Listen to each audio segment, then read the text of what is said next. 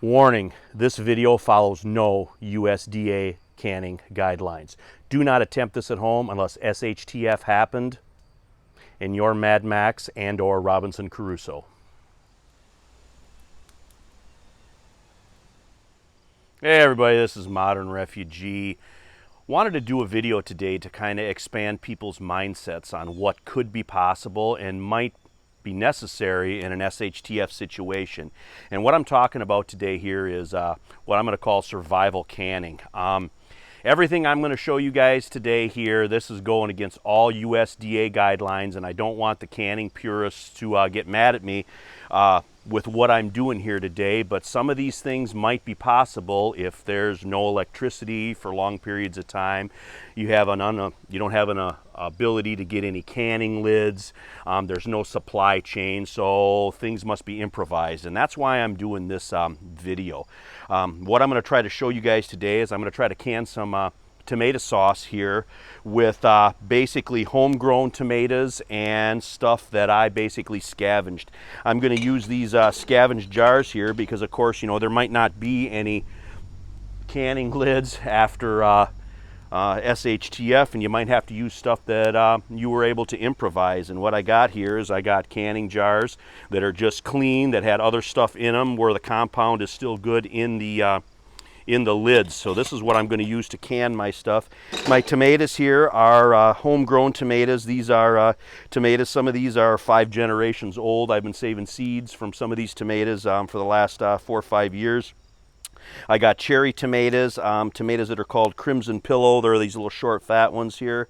And then I got these Rainbow. These are all heirloom tomatoes that have been going good for me. And of course some precious salt. Salt would be very precious in a long-term situation because, especially for people like me here in Michigan, there's very few places where you can get naturally occurring salt. So salt would be an extremely precious resource to have. And I do have a sieve to sieve out tomatoes, but I decided I'm not going to use that sieve for this video. I'm going to actually use just a plain old strainer here because most people don't have a sieve, I'm assuming, but most people probably have one of these strainers. And all I did was I took a piece of wood out of my wood pile and I just carved it out with my knife, and I made a bit of a rudimentary pounder. After I heat these tomatoes up on my fire pit, I'm going to pound these through this strainer here to make my tomato sauce. And then when I'm finished, I'm actually going to go get some fresh herbs that I got growing here. I'm going to take some chives and some basil, a little bit of thyme, a little bit of oregano. I'm going to put a little bit of that in each jar. I'm going to fill the jars up with a tomato sauce that I can render off of my fire pit here, and then we're going to put it back on the fire pit to see if we can't hot water bath that primitively and get a sealed product out of at least some of these jars here, just to show you guys what might be possible in a long-term SHTF situation. So anyway, I'm going to get my fire going here. I'm going to get a little water going in my pot back here. I don't have a lot of water in there. I got about 2 quarts of water in there, and then I'm going to add my my homegrown tomatoes into that so we can heat them up, and we're going to get this project going.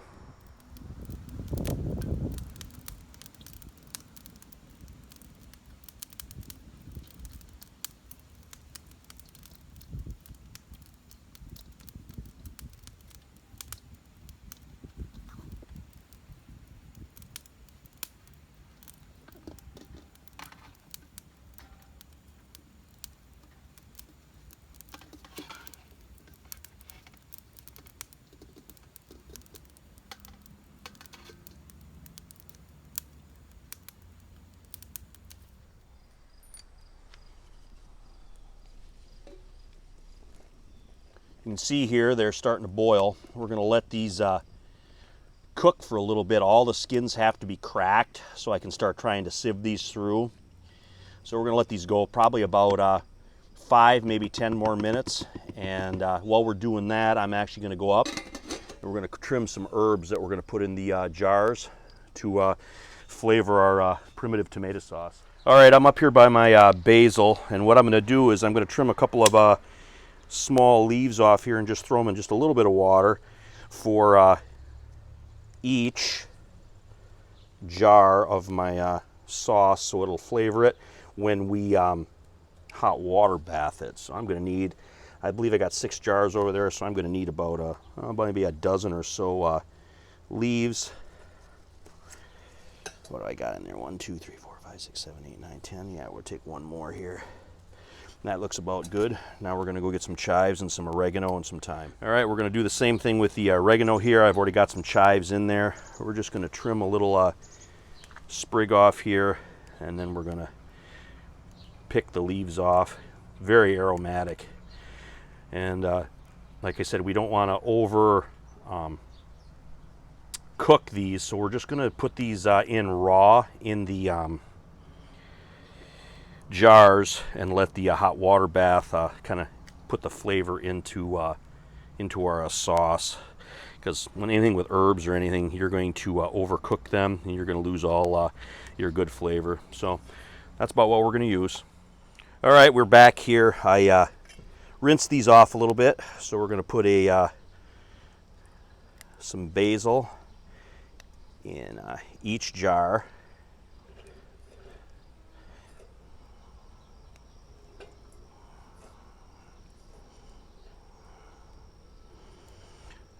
Piece of chive in each jar.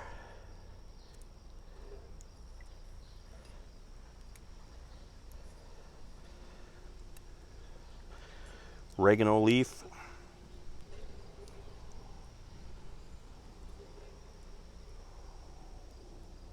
Oop, got a jumper there.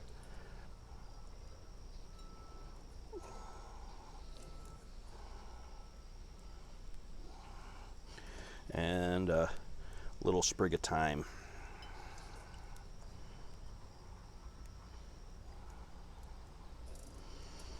And then that'll give us our basis for our flavor for our primitive sauce here that we're making.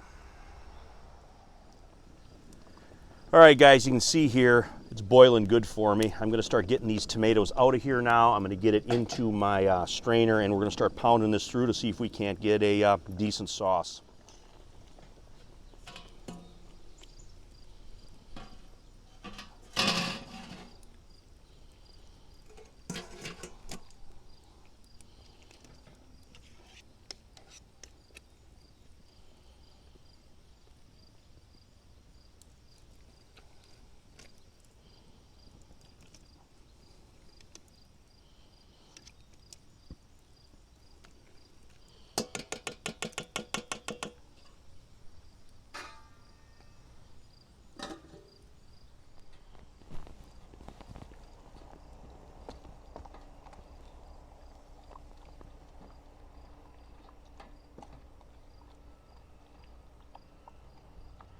All right, guys, I got my strainer out of here. You can see my tomato sauce is not very thick at all, but this is still something that can be canned. I'm going to add a little salt into it now.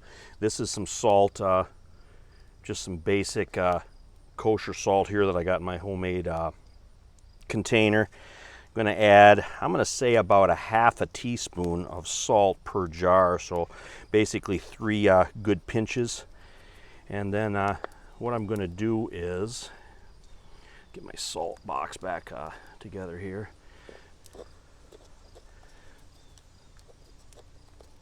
What I'm going to do is I'm going to take a cup measure now, and I'm going to start putting this into my jars.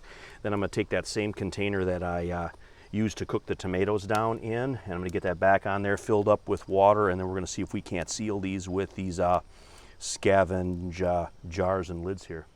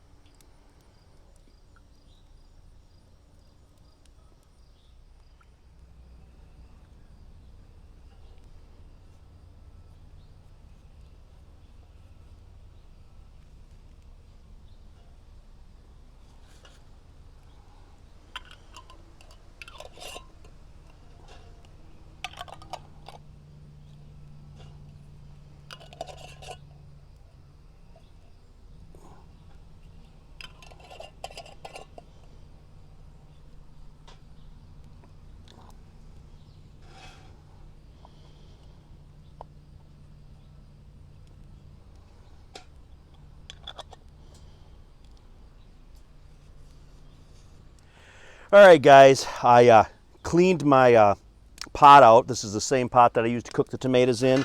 Rinsed it out good. I put a little rack on the bottom, and I filled it about 3/4 full of water. Now, I'm gonna take my jars here. I got these good and firm. We're gonna set these in here. Hopefully it won't tip over on me too much. Hear the old fire just a crackling under this.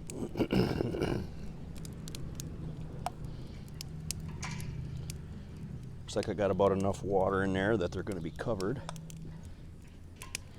Already starting to get hot. And I'm actually going to hot water bath this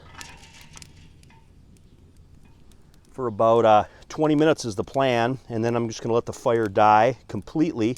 And when the fire is completely died and this is all cooled, I'm going to take these out and see if any of these sealed. All right, I got a little bit left here, and I'm actually going to pour some of this in the cup here and taste it, because under austere conditions, you wouldn't want to waste any of this. In fact, the little bit of liquid that was left in there, you could cook some rice or something in that, so we're going to try this out. Tastes like V8 juice in the sun, and all that's in this right here is just the salt and the tomatoes. Of course, it's a lot juicier than I expected it to be. I thought it would be just a little bit thicker, but I wanted to show you guys that I'm actually drinking this stuff. But there's nothing wrong with this. You could drink this just like this, and you could certainly cook with it. But anyway, when this is cooking here, and we got our hot water bath done, we're going to show you what the finished product of this looks like. Well, we are boiling, so we're going to let this go now for a good 20 minutes, and we're going to let our fire die down, and we're going to let it cool and see what we've got.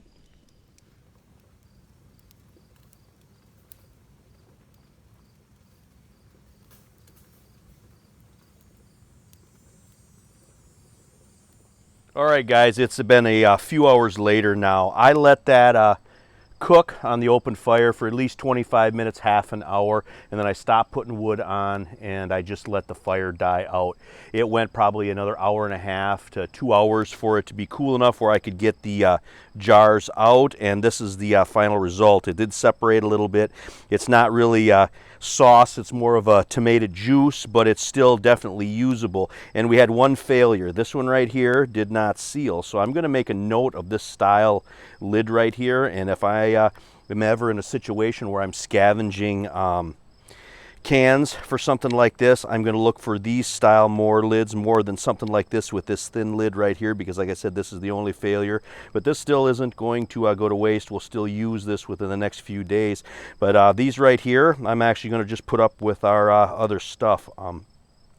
But even though that this is thin, we can still use it to cook rice, add it into something, and that way I basically showed you guys how you can do some emergency canning in a austere environment with scavenged stuff. Just kind of walked you guys through all this here. I hope you guys got something out of this video here, kind of changed people's mindsets on what could be possible if SHTF really does happen for real.